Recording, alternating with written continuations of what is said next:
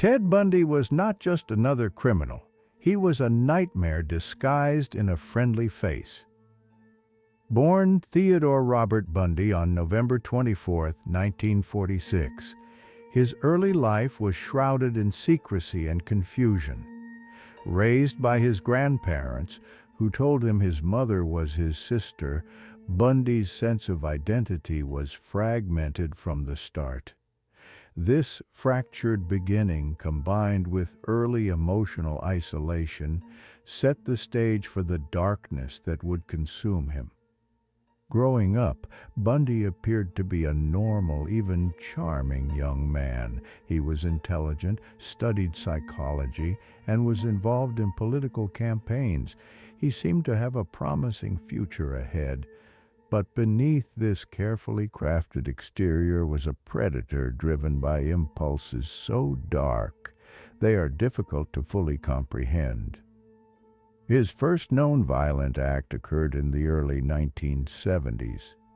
Bundy began targeting young women, many of whom were college students fitting a particular physical profile, typically brunette, slender, and wearing certain hairstyles. Bundy used his charm and cunning as weapons, often feigning injury or disability to lure women close enough to overpower them. One of his earliest victims to survive an attack was Karen Sparks. Bundy approached her, pretending to need help carrying books, and when she let her guard down, he brutally assaulted her, leaving her with permanent brain damage. This incident revealed his method: deceptive, cruel, and calculating. As the years passed, Bundy's attacks became more frequent and more violent. He struck across multiple states: Washington, Oregon, Utah, Colorado, and Florida, eluding capture and baffling law enforcement. His modus operandi involved stalking victims near their homes or campuses, then abducting them by force or trickery. Once isolated, the violence escalated dramatically. Many victims were found with severe head trauma, signs of strangulation, and evidence of sexual assault, often post-mortem. Some were mutilated or dismembered, their remains scattered to hinder identification. Bundy also kept trophies, personal items taken from victims to relive his crimes, a chilling hallmark of his need for control and dominance. One of the most shocking episodes in Bundy's killing spree was his attack on the Chi Omega sorority house in Florida in 1978. Disguised as a police officer, Bundy gained entry to the sorority house, which was considered a safe haven. Inside, he assaulted several young women, murdering Margaret Bowman and leaving Lisa Levy severely injured. This brazen crime shattered any illusion of safety and demonstrated the terrifying extent of Bundy's boldness and cruelty. Despite his monstrous acts, Bundy maintained a facade of normalcy. He held jobs, appeared in public, and even participated in political campaigns. His ability to blend in so seamlessly with society made him all the more dangerous, hiding evil in plain sight. Bundy's run of terror was briefly halted when he was arrested in 1975.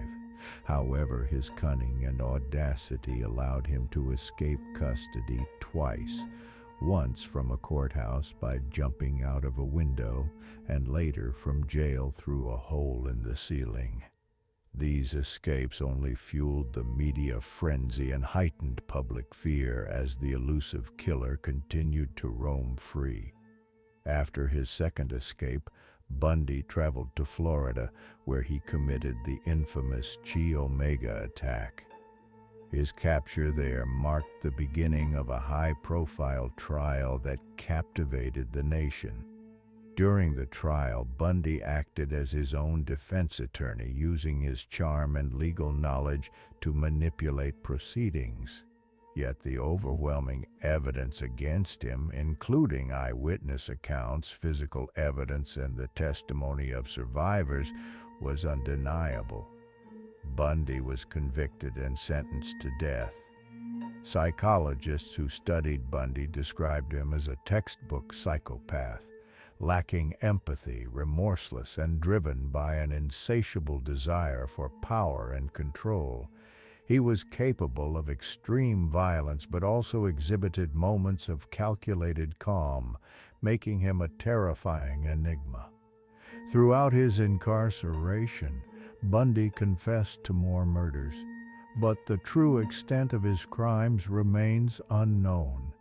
Estimates suggest he killed at least 30 women, though some believe the number could be higher. Bundy's execution in 1989 brought an end to his reign of terror, but his story continues to haunt. He left behind a legacy that reshaped how law enforcement approaches serial killers, advanced criminal profiling, and highlighted the terrifying reality that evil can hide behind the most charming of masks. His life and crime serve as a chilling reminder that beneath the surface of normalcy, unimaginable darkness can lurk, waiting to emerge in the most horrifying ways.